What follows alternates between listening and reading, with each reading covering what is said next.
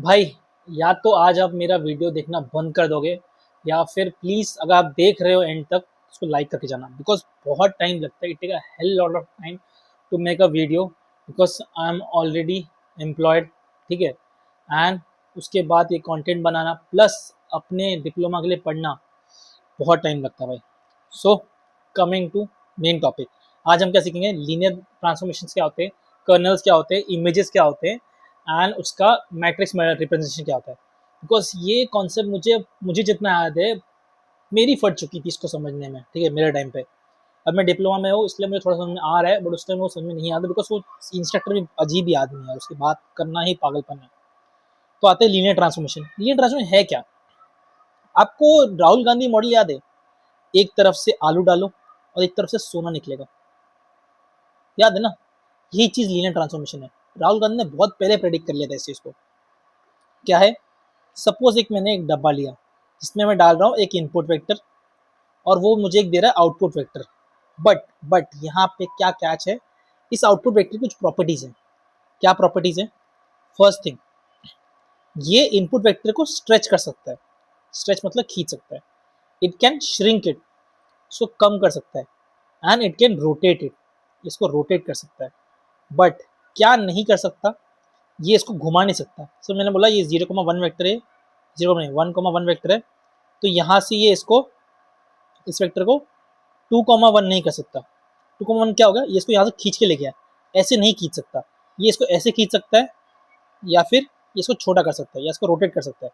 ठीक है, बट इसको कैसे ऐसे खींच नहीं सकता। Got it?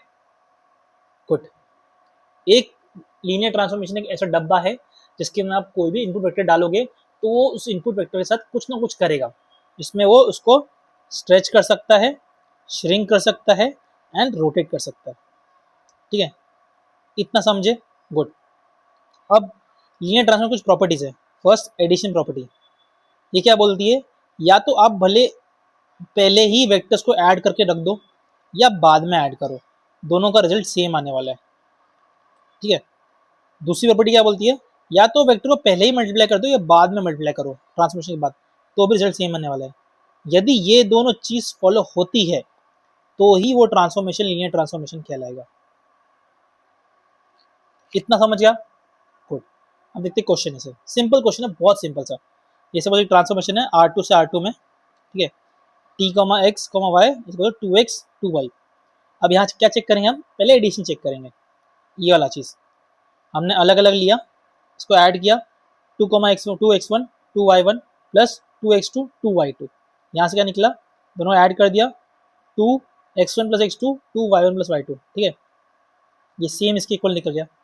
मतलब बाद में ऐड करो या पहले ऐड करो सेम निकला, तो ये प्रॉपर्टी हो गई फॉलो। अब दूसरी प्रॉपर्टी भी इस तरह फॉलो हो गई, तो क्या ये लीनियर ट्रांसफॉर्म कहलाएगा? जी हाँ, कहलाएगा। गुड। अब दूसरा प्रॉपर्टी, दूसरा क्वेश्चन, सॉरी, इस चीज को देखो।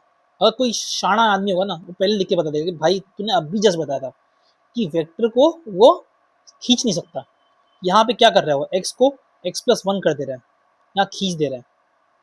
तो क्या ये लीनियर ट्रांसफॉर्मेशन है? नहीं है, नॉट ए लीनियर ट्रांसफॉर्मेशन। ठीक है, गुड। नाउ इस पे आते हैं, व्हाट इज कर्नल्स। कर्नल्स क्या होते हैं, मैं सिंपल समझाता हूँ। यहाँ पे मैंने क्या बोला था पहले कि लीनियर ट्रांसफॉर्मेशन एक डब्बा है जिसमें आप कोई भी इनपुट वेक्टर डालोगे, एक आउटपुट वेक्टर मिलेगा। ठीक है।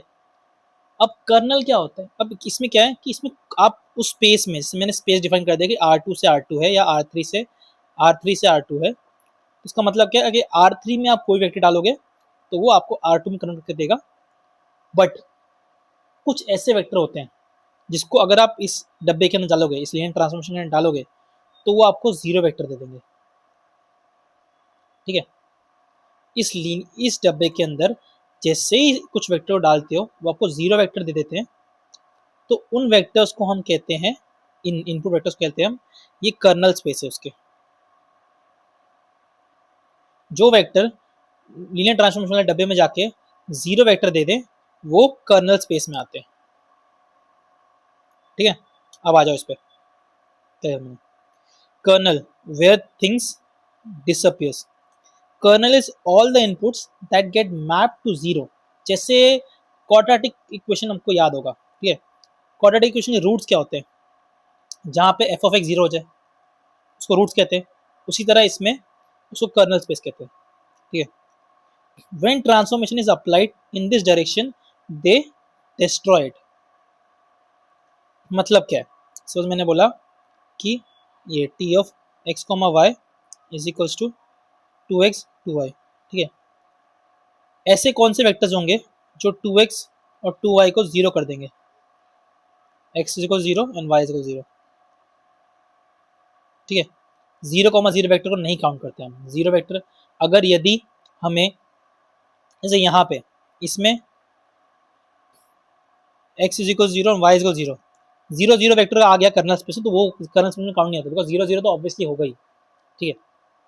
अदर देन जीरो जीरो कोई अगर इनपुट वेक्टर हमें मिलता है जो उसको जीरो करेगा, तो उसको हम बोलेंगे कि ये क्या है, हमारा कर्नल स्पेस, ठीक है। गुड। ना इस चीज़ को भूल जाओ अभी के लिए, ये हम मशीन लर्निंग में देखेंगे। Null space perpendicular row space ये सब छोड़ो, इस काम करिए। यहाँ पे क्वेश्चन देखते हैं। मैंने बोला एक ट्रांसफॉर्मेशन है, linear transformation, T X comma Y equals to X plus Y, R2 से R में कन्वर्ट कर रहा है। अब इसका हमें क्या फाइंड करना है, कर्नल स्पेस। तो कैसे फाइंड करेंगे, कुछ नहीं, इसको जीरो कर दो, तो यहाँ से क्या हो गया, इसे करते हैं, ठीक है। एक्स प्लस वाई को हमने जीरो फिट कर दिया, इसका निकला X is equal to minus Y, ठीक है। मतलब क्या है कि अगर इसमें वन डाला वाई को तो एक्स माइनस वन हो जाएगा, है ना। मतलब वन कॉमा माइनस वन एक बेसिस है, ठीक है। या फिर ये वन कॉमा माइनस वन इस लाइन, जो one comma minus one line जो होगी कहाँ होगी, सपोज ये है, ठीक है। एक्स प्लस वाई जो लाइन है प्लस जीरो लाइन, ये लाइन, सॉरी ये नहीं, ये लाइन, हाँ। एक्स प्लस वाई जो ये लाइन जो है, यहाँ के जो पॉइंट्स सारे, ये सारे पॉइंट्स जो है ये इस ट्रांसफॉर्मेशन में जाते ही जीरो वेक्टर हो जाएंगे, सॉरी जीरो वेक्टर, ठीक है। समझ गए इतना, समझ गए आई होप। हमने क्या किया, पहले ट्रांसफॉर्मेशन लिया, उसको इक्वल जीरो किया। अब इसमें चेक किया हमने कि यहाँ X X plus Y equal zero, ये एक लाइन है, इस पे जो पॉइंट्स होंगे वो सारे इसको जीरो कर रहे हैं। इसमें अगर एक्स को टू डाला और वाई को माइनस टू डाला तो भी जीरो हो जाएगा, एक्स को थ्री डाला वाई को माइनस थ्री तो जीरो हो जाएगा। तो मतलब क्या है, ये सारे पॉइंट्स, ठीक है, ये जीरो कर रहे हैं इस चीज़ को। गुड, वेरी गुड, बस यही था। तो ये कर्नल स्पेस का क्या कहलाएगा, one comma minus one, span of one comma minus one. इसमें कौन से भी लीनियर कॉम्बिनेशन ले जाओ, अल्फा को alpha at one comma minus one, ठीक है। गुड। अब मेरा कंधा दर्द दे रहा है, पता नहीं क्यों। नाउ इमेज, इमेज क्या होता है, रेंज कोडोमिन याद है आपको, range codomain. Image is set of all possible outputs of this. अब हमने कर्नल स्पेस फाइंड कर दिया। कर्नल स्पेस क्या था कि जो ट्रांसफॉर्मेशन को जीरो कर दे। अब अदर देन जीरो जो आपको इमेजेस मिलते हैं, जो आउटपुट मिलते हैं, वो इमेज कहलाता है। जैसे T of X comma Y equals to two of X two of Y, ठीक है। अब इसमें एक्स वाई की जो वैल्यू डाल दोगे आपको ये आंसर आते जाएंगे, तो ये जो है, ये इसके जो आंसर्स हैं वो इमेज कहलाएंगे, ठीक है। बस इतना सही था, इमेज हो गया, कर्नल हो गया, लीनियर ट्रांसफॉर्मेशन हो गया। इतना ही कॉन्सेप्ट है। अगर आपको इसके न्यूमेरिकल्स चाहिए तो मैं अभी थोड़ा बहुत सिखा करा दूंगा, बट बाद में मैं सोच रखा कि वीक 1 to वीक 4 एक साथ पूरे न्यूमेरिकल्स डालूंगा, ठीक है। तो भाई कॉन्सेप्ट है, a linear transformation is injective if and only if kernel of transformation is zero. मतलब क्या है, समझाता हूँ। इंजेक्टिव याद है, F of V one is equal to F of V two implies V one is equal V two, ये injective function हुआ करता था। वही सेम है, एफ ईयर टी डाल दो, T of V one is equal T of V two implies V one is equal V two. इसका मतलब क्या है कि एफ ऑफ एक्स कोई ट्रांसफॉर्मेशन इंजेक्टिव तब है जब उसके कर्नल में जीरो सेट हो, कोई भी हो, कुछ भी ना हो। मतलब क्या है, अगर मैंने बोल दिया कर्नल जीरो है, मतलब क्या है कि कोई भी ऐसा वेक्टर नहीं है जिसके लिए ट्रांसफॉर्मेशन जीरो हो जाए। कोई भी ऐसा वेक्टर नहीं है, मतलब क्या है, कि अगर हम जैसे इसमें बोल रहे हैं X comma Y is equal to 2 of x and 2 of y। अब इसमें हम अगर 0 0 डालेंगे तो ही ये 0 0 होगा, ठीक है। अदर देन इसके अलावा कोई भी वेक्टर डालो, कुछ भी डालोगे इसमें, तो ये 0 नहीं होने वाला, ठीक है ना। तो मतलब क्या है, सब अलग अलग से मैप है। ये इनपुट वेक्टर लोगे तो ये आउटपुट वेक्टर मिलेगा, ऐसा नहीं कि ये इनपुट वेक्टर के लिए ये दो आउटपुट वेक्टर मिल जाए, ठीक है। यही चीज़ बता रहे, सॉरी ऐसा तो होना भी नहीं चाहिए एक्चुअली में। मतलब एक दो इनपुट वेक्टर के लिए एक सेम आउटपुट मिल जाए, ऐसा होगा नहीं जब जब कर्नल 0 हो जाए, ठीक है। मतलब कर्नल स्पेस में कोई वेक्टर ना हो, ठीक है। Second, linear transformation onto क्या होता है कि image is equal to W. मतलब क्या है, जो R3 से R2 हम ट्रांसफॉर्मेशन कर रहे थे, ठीक है। सेम सपोज यहाँ पे जो लिया था, कहाँ गया, कहीं तो लिया था ना, जैसे यहाँ पे लिया R3 to R2, ठीक है। तो ये क्या हो गया हमारा कोडोमेन, फंक्शन की तरह याद करो, दिस कोडोमेन। तो range should be equals to codomain, वही चीज़ बोल रही है, image should be equals to this. अगर ये है तो ऑन टू कहलाएगा।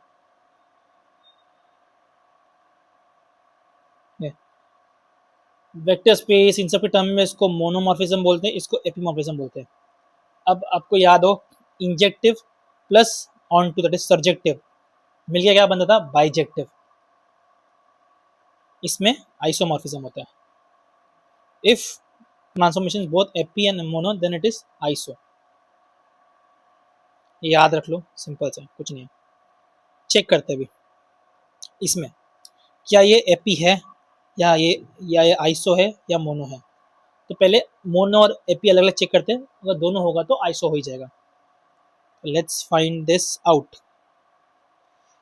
मैंने बोला, मैंने क्या चेक करना होता है इसमें, T of v1 is equal to T of v2 है, this should imply v1 is equal to v2 है ना, ये चेक करना होता है। चेक करते हैं इसको, हटाओ। T of x1 y1 is equal to T of x2 y2, this is equal to 2 of x1 comma 2 of y1 is equals to 2 of x2 2 of y2, this is equals to x1 comma y1 x, this is, इससे क्या मतलब मिल रहा है हमें, 2 of x1 और 2 of x2 and 2 of y1 no, y1 is equal to y2, x1 is equal to x2 and y1 is equal to y2। ये हो गया प्रूफ, मतलब ये मोनोमॉर्फिज्म है, ठीक है। एपी चेक करने के लिए,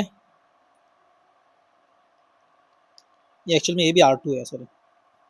एपी चेक करने के लिए भी आप चेक कर सकते हो, कुछ नहीं, सिंपल सा, इमेज और ये सेम ही रहने वाले हैं, ठीक है। तो ये आइसो भी है, ठीक है।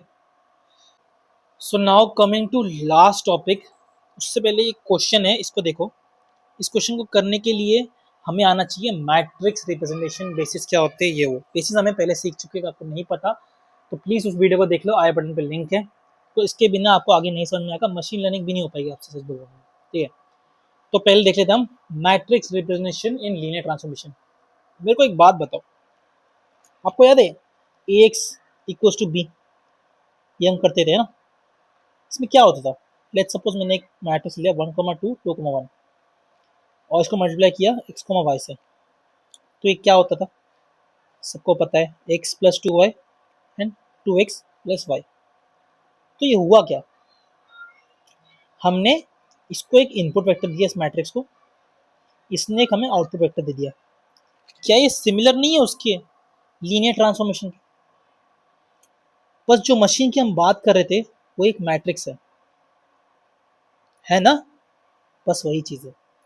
हमें अब तक पता है कि लीनियर ट्रांसफॉर्मेशन करके हमने ट्रांसफर कर दिया, बट इतना कैलकुलेटिव करना बहुत मुश्किल, कैलकुलेशन करना बहुत मुश्किल है, ठीक है, नॉर्मल टाइम में। तो इसके लिए क्या करते हैं, हम उसको मैट्रिक्स फॉर्म में कन्वर्ट करना चाहते हैं। इस लीनियर ट्रांसफॉर्मेशन हम एक मैट्रिक्स फॉर्म में कन्वर्ट कर देते हैं, और इस मैट्रिक्स का हम यूज़ कर सकते हैं, नम्पा एम्पा इसके उसको सॉल्व कर सकते हैं, ठीक है। इसीलिए हम इस चीज़ को सीख रहे हैं, मैट्रिक्स रिप्रेजेंटेशन, ठीक है। तो अब आते हैं मेन चीज़ पे, करेंगे कैसे इस चीज़ को। बहुत सीख लिया, आपको सुन लिया, अब करेंगे कैसे। मेरे को एक बात बताओ, मैंने एक ट्रांसफॉर्मेशन लिया T R2 से R2, ठीक है। सिंपल सा ले रहा हूँ 2x, y। ओके, अब मुझे बताओ ये R2 क्या है? एक स्पेस है। इसके सारे वेक्टर्स को रिप्रेजेंट करना तो हम कैसे कर सकते हैं? कैसे कर सकते हैं? बेसिस के फॉर्म में। गुड। तो बेस के फॉर्म में कैसे रिप्रेजेंट करेंगे? कोई भी बेसिस, सिंपल बेसिस, इसका क्या R2 इसको याद हो तो क्या होता है? 1,0, 0,1। अगर नहीं पता बेसिस, प्लीज देख लो उस वीडियो को, मैं इससे ज़्यादा नहीं समझ सकता। ठीक है, suppose x, y is equals to some alpha times 1,0 plus beta times 0,1। ये सिंपल किसी भी R2 के वेक्टर को हम रिप्रेजेंट कर सकते हैं ऐसे। ठीक है, अब लीनियर ट्रांसफॉर्मेशन का यूज करते हुए हमें पता है T of u plus v is equals to T of u plus T of v होता है ना? गुड, यहीं पे लगा देते हैं। T of x comma Y is equals to T of alpha times of 1,0 plus beta times of 0,1। This is equals to किसके equal होगा? T of alpha times of 1,0 plus beta times of 0,1 है ना? Good, अब क्या करेंगे? इस basis का transformation find करेंगे, इन दो बेसिस का, है ना? इससे एक चीज समझ में आता है कि हमें किसी भी वेक्टर का ट्रांसफॉर्मेशन फाइंड करना है तो अगर हमें उसके बेसिस का ट्रांसफॉर्मेशन पता हो तो हम अल्फा बीटा की वैल्यू डाल के हम किसी का भी ट्रांसफॉर्मेशन फाइंड कर सकते हैं, है ना? गुड, तो अब इसको यूज करते हैं। This is alpha into 2 plus beta 0,1। Good, अब इसको मैट्रिक्स के फॉर्म में लिखने का कैसे सकते हैं? 2,0, 0,1 into alpha beta, where alpha beta is scalar जो इस वेक्टर को रिप्रेजेंट करने के लिए यूज हो रहे हैं बेसिस के फॉर्म में। ठीक है, तो ये हो गया मैट्रिक्स रिप्रेजेंटेशन। अब इससे क्या मिला हमें? सपोज हमें कोई वेक्टर पता है, लेट्स से मैं एक्स की वैल्यू डालता हूँ 1 x is equal to 1, y is equal to 1। तो कैसे मिलेगा? जब मैं अल्फा को 1 डाल दूँ, बीटा को 1 डाल दूँ। ठीक है, तो यहाँ पे 1 और 1 डालता हूँ तो क्या मिलेगा मुझे? 2 एंड 1। अब इसको इसके फॉर्म में सॉल्व कर दो, इस वाले फॉर्म में, सिंपल सा 2 एंड 1, सिंपल। अभी अगर बड़ा कैलकुलेशन होता है, ये सब होता तो ये सॉल्व करना मतलब थोड़ा डिफिकल्ट होता है। मैट्रिक्स हम पता है तो हम नंपाई यूज होते हैं, सॉल्व कर सकते हैं। गुड, अब इससे सीखने वाली चीज़ क्या है? मैंने इसमें बेसिस 1,0 डाला एंड 0,1 डाला तो मुझे ये मैट्रिक्स मिला। अगर मैं इस बेसिस को चेंज कर दूं किसी और बेसिस में, ठीक है, तो क्या होगा? ये मैट्रिक्स चेंज हो जाएगा, है ना? ये मैट्रिक्स चेंज हो जाएगा। इसका मतलब है कि डिफरेंट बेसिस हमें डिफरेंट मैट्रिक्स देंगे। ठीक है, ये चीज़ समझना चाहिए। ठीक है, गुड। अब आते क्वेश्चन पे, तो क्वेश्चन ही है मेन। ठीक है, जैसे सपोज ये ट्रांसफॉर्मेशन है, उसको इसका मैट्रिक्स फाइंड करना है तो क्या है? R3 दिया हुआ है, R3 से R3 है, कुछ नहीं करना है। R3 का सिंपल बेसिस क्या है? x is equal to simple basis E1 1 0 0, E2 0 1 0, E3 0 0 1। ठीक है, गुड। तो अब क्या करेंगे? हम इन तीनों का लीनियर ट्रांसफॉर्मेशन फाइंड करेंगे। इसका लीनियर ट्रांसफॉर्मेशन क्या हो जाएगा? टी ऑफ 1 0 0 तो हो जाएगा 1 2 एंड दिस इज 0। इसका हो जाएगा 0 1 0 ना, ये हो जाएगा 0। ठीक है, ये हो जाएगा y1 है 3 और ये हो जाएगा y3। इसका क्या हो जाएगा? 0 0 1, एक 0 z है तो -1। यहाँ क्या हो जाएगा? 1 आएगा, यहाँ क्या हो जाएगा? 3 आएगा। तो ये तीन कॉलम्स हमें मिल गए, इनका इनका और इनका कॉलम बना दो। कैसे? ये इसको गंदा लग रहा है यार, ठीक है। तो ये मैट्रिक्स ऐसा हो जाएगा 1 2 0 0 3 3 -1 1 3 x, y, z। सिंपल। अब इसमें अगर मैं बेसिस चेंज कर दूँ, कुछ और बेसिस डालूँ, तो मैट्रिक्स अपने आप चेंज हो जाएगा।